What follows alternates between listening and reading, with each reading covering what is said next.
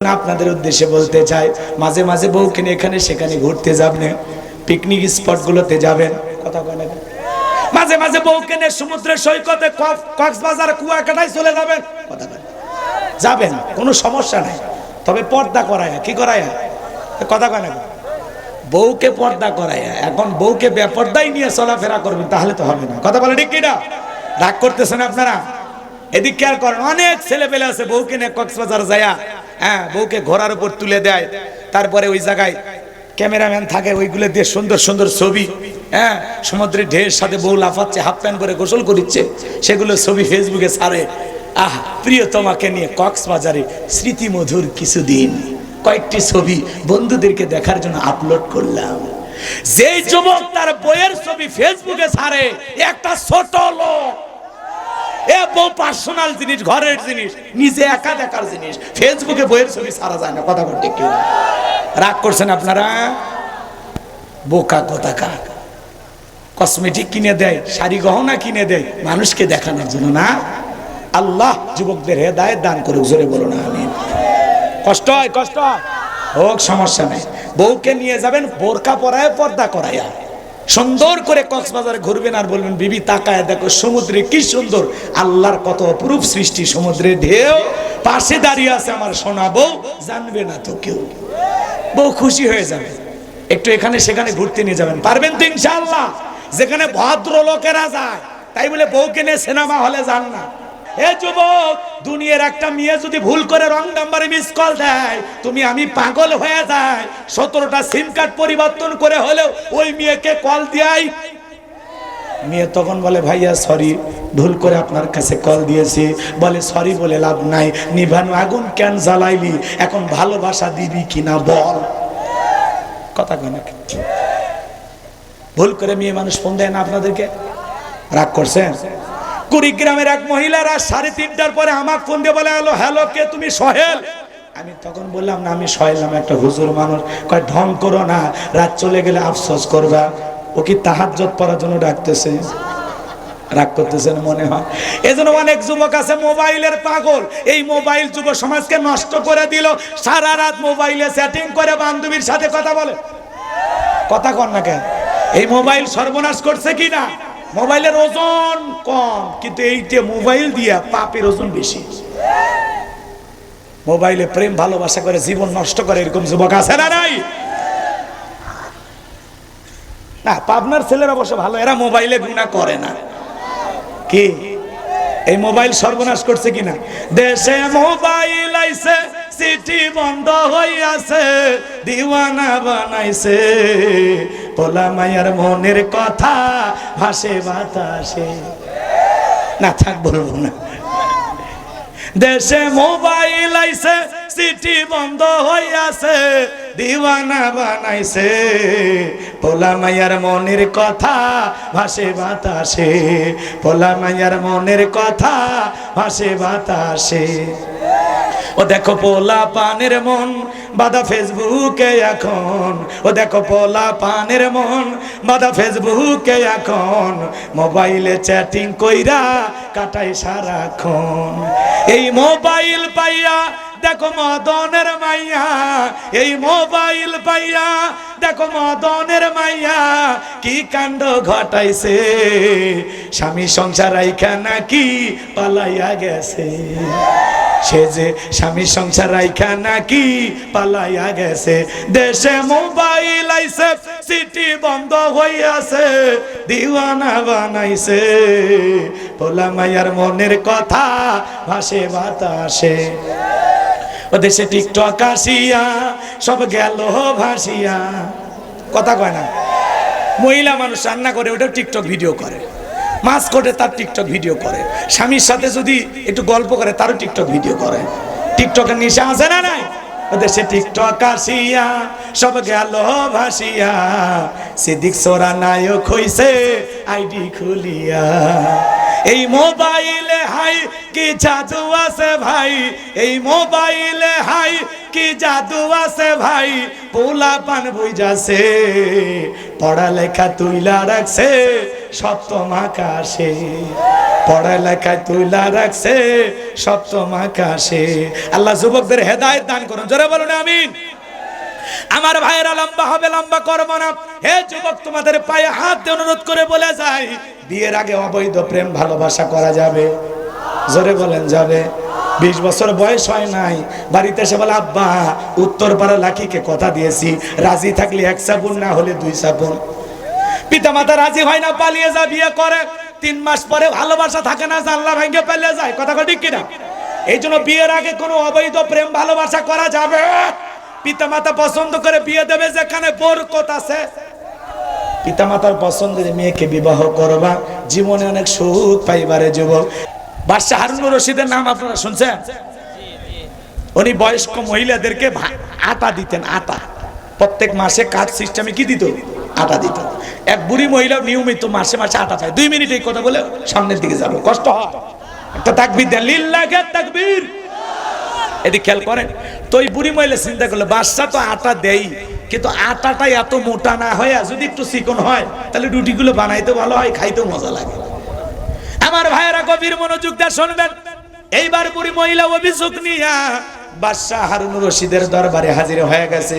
বাড়ির ভিতরে প্রবেশ করে তাকায় দেখে একটা পুরুষ মানুষ বাড়ির বারান্দা ঝাড় দেয়, ছোট্ট বাচ্চা খেলা করতেছে, আর একটা মহিলা আটা চালতেছে। এইবার বুড়ি মহিলা একজনকে জিজ্ঞাসা করলো, ওই যে বাড়ির বারান্দার ঝাড় দেয় লোকটাকে? বলে ওইটাই তো আমাদের বাদশাহ হারুনুর রশিদ। বুড়ি মহিলা অবাক হয়ে গেল। একটা বাদশা মানুষ, সে বাড়ির আগিনা ঘর দুয়ার ঝাড় দিচ্ছে। সুবহানাল্লাহ। তা আপনারা খালি ওয়াজ শোনেন, রসুল যেই তরবারিতে যুদ্ধ করতেন সেই তরবারি দিয়া আম্মাজানদের তরকারি কেটে সহযোগিতা করতেন। সুবহানাল্লাহ। খালি ওয়াজ শোনে, জীবনে তরকারি কাটছিলেন? কথা কয় না। ঘর বাড়ি ঝাড় দিছিলেন? তো বইয়ের কাছে একটু সহযোগিতা করবেন, এতে স্বামী স্ত্রী ভালোবাসা বৃদ্ধি পাবে। কথা কয় না। বউকে চাকরানি মনে করবেন না, বউকে ভালোবাসা দিবেন। কথা ঠিক কিনা? আর মা বোনদেরকে বলে যায়, স্বামীকে গোলামের মতো ব্যবহার করবেন না। যে স্বামী, এদিক খেয়াল করেন, যে স্ত্রী তার স্বামীকে গোলাম বানায় রাখতে চায়, স্বামীকে গোলাম বানাইলে সে একজন গোলামের বউ। কথা বলে ঠিক কিনা? আর স্বামীকে মাথায় তুলে যদি রাজার মতো ব্যবহার করে, সে হবে রাজার রানী। কথা বলে ঠিক কিনা? পাগলিরা বোঝে না। কথা কয়। একটু নির্বিষ হয়ে গেলে স্বামীর বিরুদ্ধে বদনাম, কত উল্টাপাল্টা কথা বলে। এরকম বউ আছে না? না, আপনারা অবশ্য পান নাই, কারণ আপনাদের বউ সব জান্নাত থেকে পালিয়ে আসছে। এসব রাবিয়া বসরি। কথা ঠিক কিনা? বদনাম করে কিনা? মুখ খুলতেছেন না। কয় হুজুর নাম বললে চাকরি থাকবে না, যেটুকু ভাত রান্না করে দেয় ওটুকু আর কিসমতে জুটবেন। রাগ করতেছেন বুঝি? আমার ভাইয়ের স্ত্রীর সাথে ভালো ব্যবহার করবেন। আমি আপনাদের উদ্দেশ্যে বলে যেতে চাই, গভীর মনোযোগ দিয়ে শুনবেন। মাঝে মাঝে স্ত্রীর রান্না বান্নার কাজে সহযোগিতা করবেন। শুক্রবারের দিন যেদিন ফ্রি থাকবেন বাড়িতে, স্ত্রীকে বলবেন যত ময়লা আবর্জনা কাপড় আছে দাও, সব ধুয়ে পরিষ্কার করে দেব। মাঝে মাঝে এইভাবে বলবেন, দেখবেন আপনার বউ যদি সত্যি আপনাকে ভালোবাসে, এই কথা শোনার পরে বলবে, শেফালির বাপ তুমি বলেছো, এতে আমি খুশি হয়েছি, আমার দেহ সুস্থ থাকতে তোমাকে কাপড় ধোয়া লাগবে না। আর বউ যদি বেশি শিয়ানা হয়, প্রতিশোধ নেওয়ার ইচ্ছা থাকে, তাহলে শুধুমাত্র কয়েকটা কাপড় না, ওই বাড়িতে যত কাপড় আছে আলমারিতে তোলা সব নিয়ে এসে ধোয়াইতে বাধ্য করবে। মন খারাপ করছে আমার ভাইয়েরা। এইবার গভীর মনোযোগ দিয়ে শুনবেন। বুড়ি মহিলা ডেকে বলে, এই ছেলেটাকে বলে এটা বাদশাহ হারুনুর রশিদের একটা সন্তান। ওই যে মহিলা আটা চালে কে, বলে ওইটা বাদশাহ হারুনুর রশিদের একজন স্ত্রী। বাদশাহ হারুনুর রশিদের 4 জন স্ত্রী ছিল। জোরে বলেন কয়জন? কষ্ট হচ্ছে মনে হয়। এইবার মহিলা তাকায় দেখে, বাদশার বিরুদ্ধে কি অভিযোগ দেব? বাদশা তো যে আটা চালতেছে, আমার বাড়ির আটার চাইতে বাদশার বাড়ির আটা আরো বেশি মোটা মনে হয়।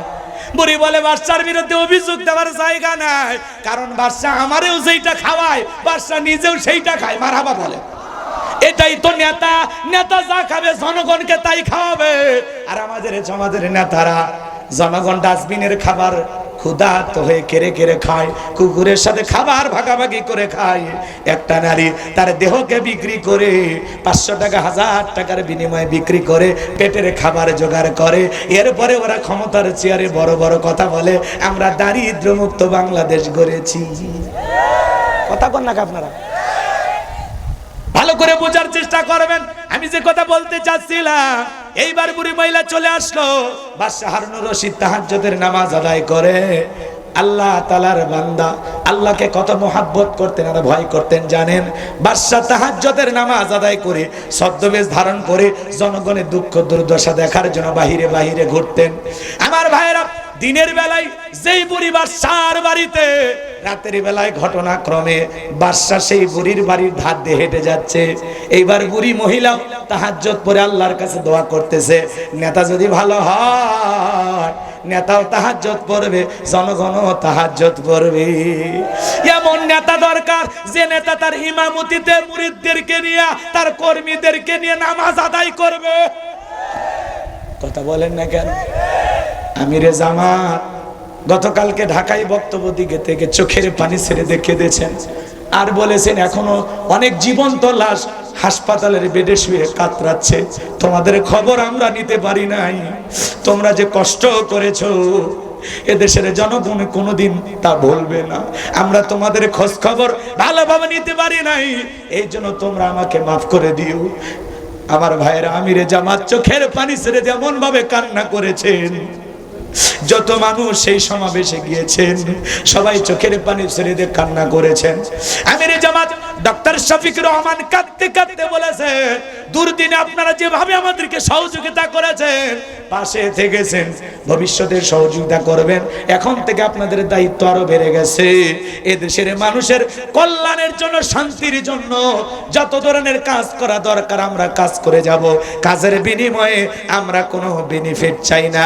চিৎকার মেরে বলেন আল্লাহু আকবার।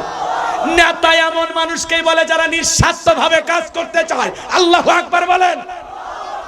আমার ভাইয়েরা, বুড়ি মহিলা তাহাজ্জুদ পড়ে দোয়া করে বলে, আল্লাহ আমাদের বাদশা হারুনুর রশিদ এত ভালো নেতা, নিজে মোটাটা খায়, জনগণকে মোটাটা খাওয়ায়, এমন বাদশার বিরুদ্ধে অভিযোগ দেওয়ার কোনো জায়গা নাই।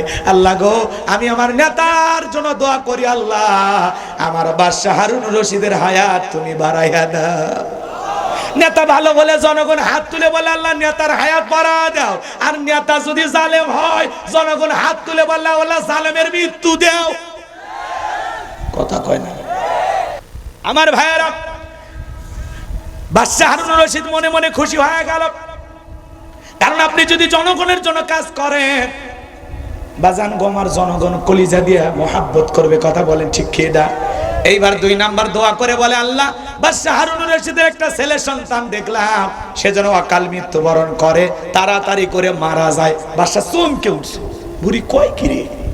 এইবার বুড়ি মহিলা 3 নাম্বার দোয়া করে বলে, আল্লাহ এই রাজ্যের যত মুয়াজ্জিম আছে সবাই যেন তাড়াতাড়ি করে মারা যায়।